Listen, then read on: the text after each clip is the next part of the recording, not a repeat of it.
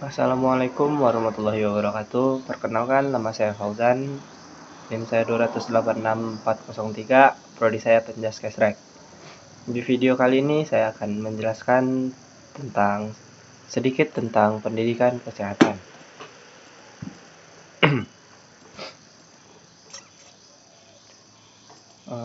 Pendidikan kesehatan. Pendidikan kesehatan adalah profesi yang mendidik masyarakat tentang kesehatan dengan pemaparan informasi yang diberikan diserta dengan media yang menunjang untuk proses penerimaan pendidikan yang disampaikan. Wilayah dalam profesi ini meliputi kesehatan lingkungan, fisik, kesehatan sosial, kesehatan emosional, kesehatan intelektual, dan kesehatan rohani. Hal ini dapat didefinisikan sebagai prinsip dengan nama individu dan kelompok orang karena ada beberapa definisi dari kesehatan. Ada juga beberapa definisi dari pendidikan kesehatan. Komite Bersama Pendidikan Kesehatan dan Promosi Terminologi tahun 2001 mendefinisikan pendidikan kesehatan sebagai kombinasi dari pengalaman belajar yang direncanakan berdasarkan teori yang memberikan individu, kelompok, dan masyarakat kesempatan untuk memperoleh informasi dan keterampilan yang dibutuhkan untuk membuat keputusan kesehatan yang berkualitas. Organisasi Kesehatan Dunia mendefinisikan pendidikan kesehatan sebagai yang terdiri dari peluang sadar yang dibangun untuk pembelajaran yang melibatkan beberapa bentuk komunikasi yang dirancang untuk meningkatkan melek kesehatan, termasuk meningkatkan pengetahuan dan mengembangkan keterampilan hidup yang kondusif untuk kesehatan individu dan masyarakat. Yang akan kita pelajari dalam pendidikan kesehatan ini adalah kebersihan mata, hidung, telinga, dan mulut. Pertama, kebersihan mata.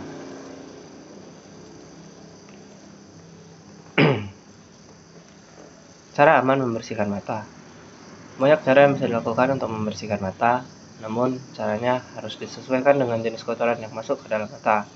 Berikut adalah langkah sederhana yang bisa dilakukan untuk membersihkan mata. Pertama, cuci tangan dengan sabun dan air. Sebelum membersihkan mata, pastikan Anda sudah melepas lensa kontak bila menggunakannya. Kemudian, bersihkan debu, kotoran, atau benda asing yang masuk ke mata Anda dengan mengalirkan air bersih yang diteteskan perlahan ke mata. Ketiga, cara lain yang dapat dilakukan yaitu merendam mata Anda menggunakan iPad, cup, atau gelas atau wadah kecil yang berisi air. Kemudian tundukkan wajah Anda dan arahkan iPad cup berisi air itu ke mata yang bermasalah. Saat mata terendam, lakukan gerakan membuka dan menutup mata secara berulang-ulang untuk mengeluarkan kotoran atau benda asing yang terjebak di dalam mata.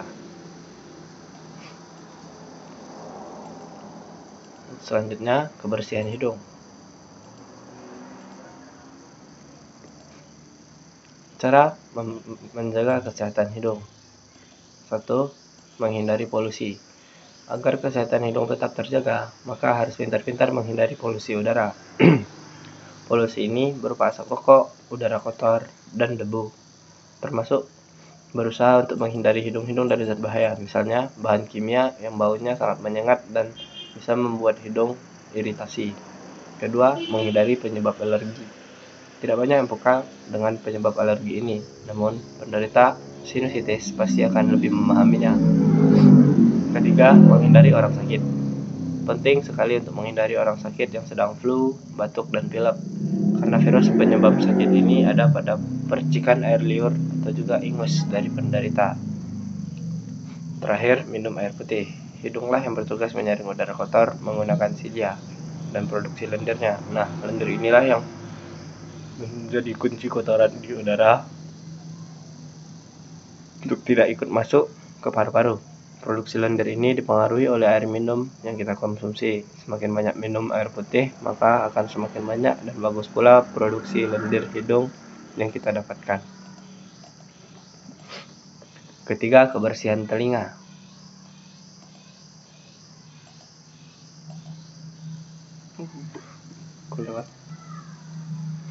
Kebersihan telinga.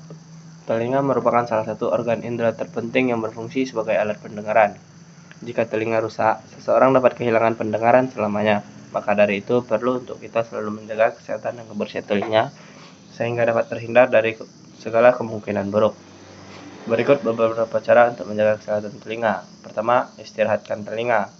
Saat berada pada acara-acara musik atau tempat yang terdapat banyak orang, telinga kita terpapar mulai dari suara kecil sampai dengan suara keras.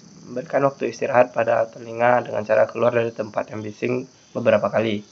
Para peneliti menyebutkan bahwa membutuhkan rata-rata 16 jam ketenangan untuk pulih dari satu acara konser musik. Kedua, hentikan penggunaan cotton buds.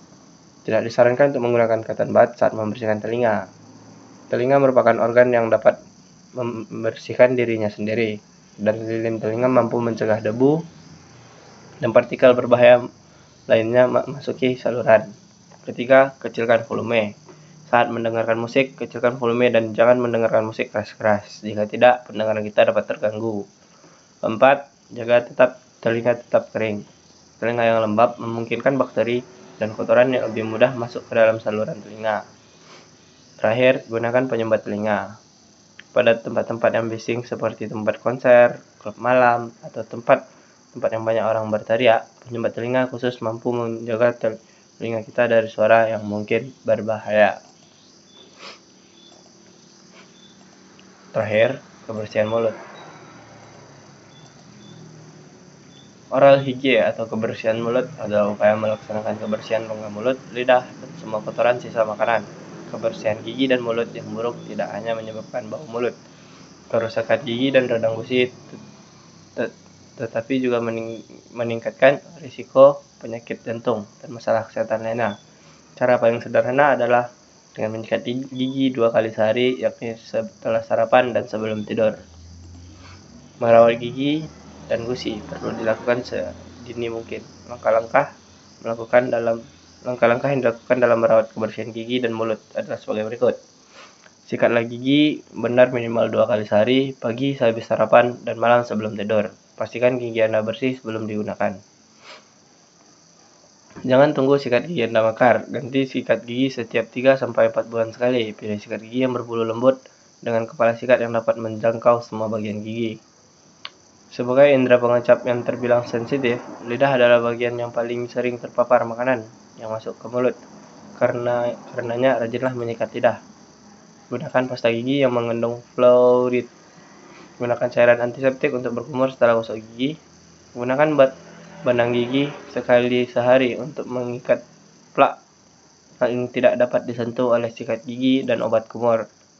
Kunyah permen karet tanpa gula untuk meningkatkan aliran air liur dan dapat membersihkan partikel makanan yang asam penyebab kerusakannya gigi.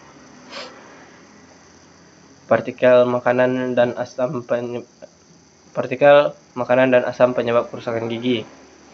Hindari makanan yang banyak mengandung gula dan manis. Minum air putih setelah makan. Biasakanlah untuk memakan buah-buahan segar karena seratnya dapat membantu menghilangkan kotoran yang ada di gigi. Mungkin sekian presentasi dari saya. Jika ada salah dan benar mohon maaf. Saya sudahi. Wabillahi taufiq wal hidayah. Assalamualaikum warahmatullahi wabarakatuh.